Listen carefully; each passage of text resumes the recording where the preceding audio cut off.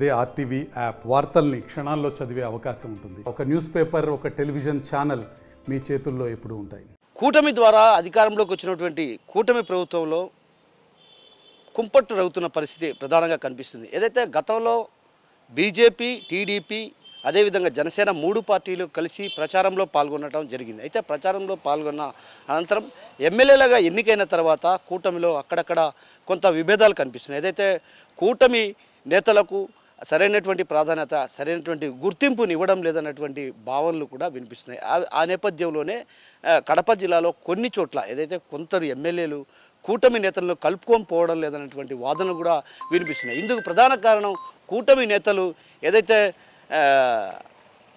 గతంలో కలిసి తిరిగారు, అదేవిధంగా కలిసి ప్రచారం చేసిన పరిస్థితి. ఆ క్రమంలోనే ఇప్పుడు ఎన్నికల్లో ఎమ్మెల్యేగా ఎన్నికైన తర్వాత వారిని పక్కన పెట్టడానికి ప్రధాన కారణాలు ఏంటి? అసలు ఏదైనా కార్యక్రమాలు జరుగుతున్నా కూడా అభివృద్ధి కార్యక్రమాల్లో కూడా కూటమిలో ఉన్నటువంటి నేతలంతా సమిష్టిగా అక్కడికి వెళ్ళి అభివృద్ధి పనుల్లో భాగస్వామ్యం కావాలన్నటువంటి ఉద్దేశంతోనే కూటమి నేతలు ప్రయత్నాలు చేస్తారు. అయితే ఆ క్రమంలో అలాంటి పరిస్థితి ఎక్కడ కడప జిల్లాలో కనిపించడం లేదనే చెప్పాలి. ఎందుకంటే కూటమి నేతలు ఎవరికి వారే యమునా తీరే, అంటే ఎవరికి సంబంధించి అంటే తెలుగుదేశం పార్టీకి సంబంధించి ఏదైనా కాంట్రాక్ట్ పనులు దక్కించుకుంటే అటు బీజేపీ కావచ్చు, జనసేన పార్టీ నేతలు అభ్యంతరం చెప్తున్నటువంటి పరిస్థితి. అంటే ఒక రకంగా కడపలో ప్రధానంగా తీసుకుంటే ఎగ్జిబిషన్ ఏదైతే 18 రోజుల పాటు టెండర్లకు పిలవడం జరిగింది. ఆ టెండర్లకు పిలిచిన నేపథ్యంలో కూడా టెండర్లలో ఎవరు పాల్గొనకపోయినప్పటికీ కూడా ఆ తర్వాత టెండర్లు దక్కించుకున్నటువంటి వ్యక్తి తక్కువ ధరకే దక్కించుకున్నారు.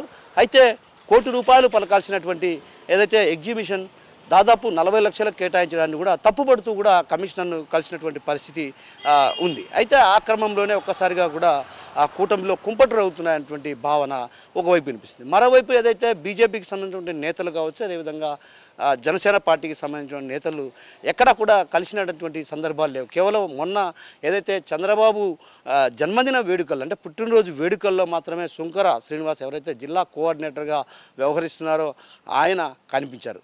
అయితే ఇప్పటి వరకు ఏదైతే దాదాపు 10 నెలల కాలం కూటమి ప్రభుత్వం ఏర్పడి 10 నెలల కాలం అవుతున్నా కూడా ఎక్కడా కూడా ఒకరికి పొసగని పరిస్థితి. ఈ పొసగని కారణంగానే వివాదాలు అంటే ప్రాధాన్యత కావచ్చు, అదేవిధంగా గుర్తింపుని ఇవ్వడంలో కూడా కొంత ఒకరికి పొసగని పరిస్థితి. ఈ నేపథ్యంలో కూడా కొన్ని కాంట్రాక్టర్ల వ్యవహారంలో కూడా కేవలం టీడీపీ నేతలకే దక్కుతున్నాయి, జనసేన కావచ్చు, అదేవిధంగా బీజేపీకి సంబంధించినటువంటి నేతలకు దక్కడం లేదంటువంటి విమర్శలు కూడా ప్రధానంగా వినిపిస్తున్నాయి. ఇందుకు ప్రధాన కారణం కేవలం ఎమ్మెల్యేలు తన అనుచర వర్గాలకు ఎవరైతే పార్టీ కోసం పార్టీని నమ్ముకున్న వారికి ఎవరికి కూడా కాంట్రాక్ట్ పనులు ఇవ్వడం లేదు. కేవలం తన అనుచర వర్గాలు ఎవరైతే ఉన్నారో తనకు సమీపన అంటే తన చుట్టూ తిరిగే వారికి తప్ప అటు టీడీపీకి సంబంధించినటువంటి కార్యకర్తలకు కూడా ఎక్కడే కానీ పనులు దక్కినటువంటి సందర్భాలు లేవన్నటువంటి విమర్శలు కూడా ప్రధానంగా వినిపిస్తున్నాయి. మరోవైపు ఏదైతే టీడీపీకి సంబంధించినటువంటి కార్యకర్తలు కావచ్చు, అదేవిధంగా నేతలు కూడా ఈ విషయంలో ఏదైతే గతంలో చంద్రబాబు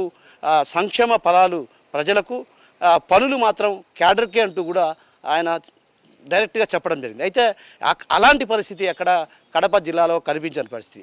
ఇందుకు ప్రధాన కారణం గతంలో ఏదైతే పార్టీ కష్టకాలంలో పార్టీ వెన్నంటి ఉండి కార్యకర్తలు భుజస్కంధాలపై పార్టీ జెండాను మోసినప్పటికీ కూడా ఎక్కడక్కడ పార్టీ కార్యకర్తలు కావచ్చు, అదేవిధంగా పార్టీకి సంబంధించినటువంటి ద్వితీయ శ్రేణి తృతీయ శ్రేణి నేతలకు కూడా కాంట్రాక్ట్ పనులు దక్కడం లేదు. అంటే దీనికి ప్రధాన కారణం ఏదైనా చిన్న కాంట్రాక్టర్లను కూడా చివరికి చిన్న కాంట్రాక్ట్ పనులు కూడా తన అనుచర వర్గాలకే ఇప్పిస్తున్నారే తప్ప కార్యకర్తలు కావచ్చు, అదేవిధంగా ద్వితీయ శ్రేణి నేతలకు కూడా ఇవ్వటం లేదు అన్నటువంటి భావనలు కూడా ప్రధానంగా టీడీపీలో వ్యక్తం అవుతున్న పరిస్థితి కనిపిస్తుంది. మరోవైపు ఏదైతే జనసేన కావచ్చు, అదేవిధంగా బీజేపీ, టీడీపీ ముగ్గురు కలిసి అంటే కూటమిగా ఏర్పాటయ్యి పోటీ చేసినటువంటి పరిస్థితి. అయితే ఆ దిశగా ఏదైతే అధికారంలోకి వచ్చిన తర్వాత కూడా అదేవిధంగా అన్ని విషయాల్లో భాగస్వామ్యం కావాల్సినటువంటి నేపథ్యం అంటే పార్టీ పదవులు కావచ్చు, అదేవిధంగా ఇతరత్ర విషయాల్లో కూడా కూటమి నేతలంతా కూడా కలిసి పోవాల్సినటువంటి అవసరం ఉంది. అయితే ఆ దిశగా ఎక్కడ అడుగులు పడినటువంటి సందర్భాలు ఎక్కడ కనిపించడం లేదు.